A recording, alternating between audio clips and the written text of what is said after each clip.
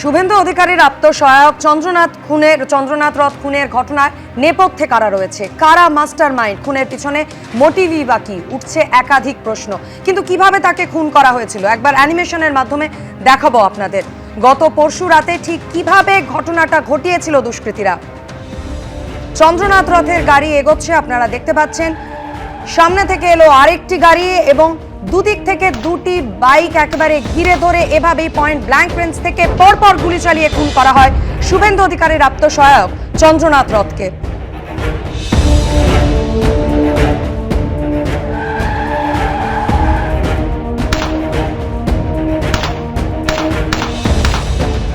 কিন্তু কারা ছিলেন এই দুষ্কৃতীরা, কি কারণে তাকে এভাবে খুন করা হলো, তদন্ত প্রক্রিয়া এই মুহূর্তে ঠিক কোন পর্যায়ে রয়েছে, আরো বিস্তারিত জানাতে সরাসরি কথা বলে নেব। আমাদের সঙ্গে রয়েছেন প্রতিনিধি সমীরণ পাল। সমীরণ, তদন্তকারী আধিকারিকরা কিভাবে তদন্ত প্রক্রিয়া এগিয়ে নিয়ে যাচ্ছেন, নমুনা সংগ্রহ থেকে বিশেষ টিম গঠন নিয়ে তোমার কাছে কি খবর?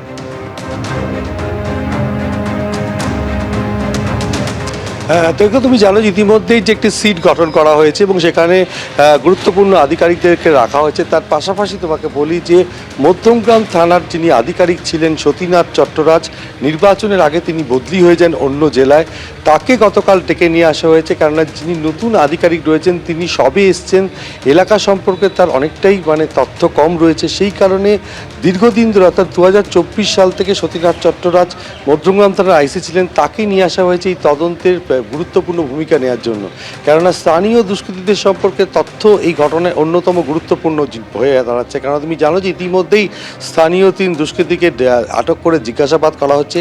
গোটা এই অপারেশনটা বেশ কিছুদিন ধরে রেকি চালানো হয়েছিল এবং পূর্ব পরিকল্পিত এই খুন, এবং এই খুনের ঘটনার প্রধান লক্ষ্যই ছিল যে চন্দ্রনাথ রথের মৃত্যু নিশ্চিত করা। যেভাবে অপরাধ সংগঠিত হয়েছে তুমি দেখো, যেভাবে সিসিটিভি ফুটেজ বা অন্যান্য তথ্য প্রমাণ পুলিশ জোগাড় করেছে, তা দেখা যাচ্ছে যে গাড়িটি দিয়ে চন্দ্রনাথের গাড়িকে পথ আটকানো হয়েছিল, তার পাশাপাশি মোটর বাইক নিয়ে অনুসরণ করা, এই সমস্ত কিছু স্থানীয় দুষ্কৃতীদের সাহায্য ছাড়া সম্ভব নয় বলে তদন্তকারীরা মনে করছেন।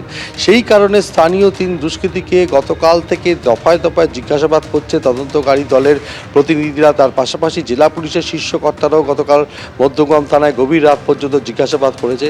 এবং যেটা মনে করা হচ্ছে, চন্দ্রনাথ রথ তিনি প্রতিদিন এই দোহারিয়ার বাড়িতে ফিরতেন, এই যে বহুতলে তিনি থাকতেন, সেই রাস্তায় কখন ফেরেন, কোন পথে ফেরেন, এই সমস্ত তথ্য অপরাধীরা সংগ্রহ করেছিল। তার পাশাপাশি সেদিনকে রাত্রিবেলা যখন বাড়ি ফিরছিলেন, তদন্তকারীরা যেটা জানতে পেরেছেন, একটি মোটর বাইক যশোর রোড থেকে একেবারে শৈলেশনগর দোহারিয়া হয়ে পেয়ারা বাগান পর্যন্ত অনুসরণ করে এসেছিল।